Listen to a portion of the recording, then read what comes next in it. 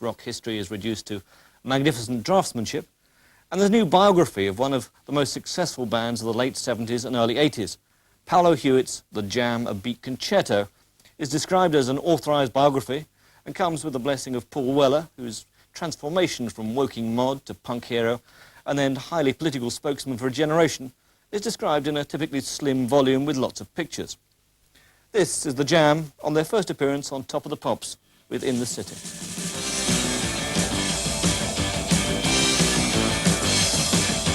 The Jam in the City.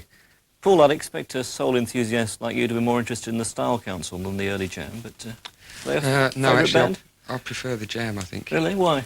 I think they're, it seems the influences are closer to what I like. I mean, where the Style Council seems to be placed themselves is like something in, it seems to me to be something out of the 70s to a certain extent. What they're doing, it seems a little bit behind what's happening, whereas the Jam were taking something from 20 years ago and adding to that.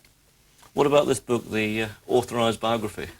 Well, it's perfect for a Jam fan. It's quite personal as well, which is something. Does it really tell you anything new about them? It seems to be a very ordinary story in a way. Maybe it is an ordinary story. It is. I mean, it should be an ordinary story because that's what they always wanted to be. You know, quite working class. Although he said he wanted to move away from that. You know, as time went on. It's just. It must have a lot of details there that, I mean, Jam fans must want to know. But, I mean, it's just a basic story of a band going through young as well, not people not being able to get on and come to terms with what's happening, and you can see it leading up to the breakup. It's a thing that a lot of bands go through, but I think the Jam have perhaps said a lot more than a lot of other bands have said about what happened, the breakups, the fights, and also his relationship with his girlfriend. Yeah, his girlfriend and rows of the girlfriend seem to take up rather more of the book than the much publicised development of the Paul Weller thought into a political figure. Yeah.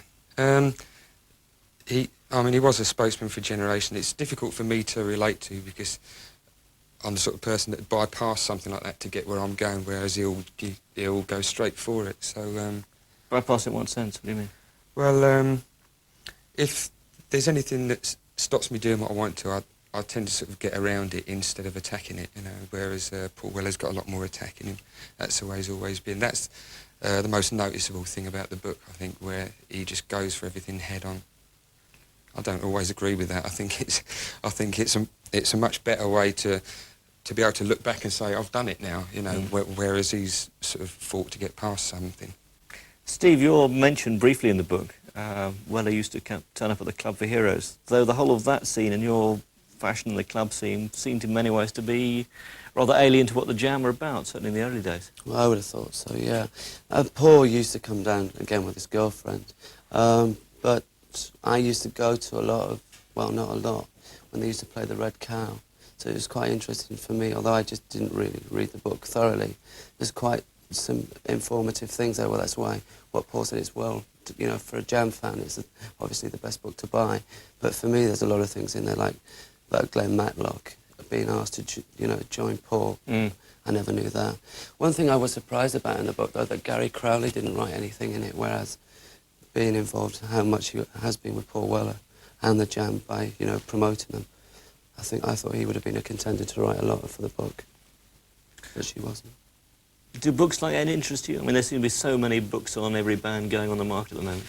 Yeah, that's why I think it's, like what Paul said, I think it is the book to buy. I mean, obviously there's a lot of books around that are crap, because there's so many books coming out, but I think this is the one that would please the fans. At least vaguely honest in part. Yeah. Yeah, the writer's obviously done a lot of research because, I mean, he spent a lot of time with Paul Weller. I know that, having seen him around with Paul Weller, and he must have been, like, catching anything that he can, you know, which is the best way to research a book, I suppose. Like, at odd moments where he'll probably say something which he might not have wanted to go in the book, but once it's said and it's written down, then, I mean, perhaps Paul Weller goes, oh, right, then it's OK once it's in the book. Lynn, do they mean anything to you in New York, too, with the Jam? Ever register? Oh, yes, the Jam came to America and were successful there, and I'm not saying that they meant anything to me personally. I have respect for certain songs. However, in terms of the book that we're talking about, I feel that for Paul to let someone know the things that he did and which are disclosed would be very interesting for the reader. I also think that it's really great that this country has created a book market for music, because all the fans who do read it through this book, I think they can understand what one goes through to become what it is they always wanted to be. And for me, that was the underlying thread of the book between the relationship of Paul with his father. There was a very cohesive idea there about what they wanted out of life, and the rest of it is all drama. Yeah, so one that certainly will be bought by Jam fans, with yet another Best of the Jam album coming out next month, I think. Is there? Yeah. John Lydon, who will always be better known as Johnny Rotten, released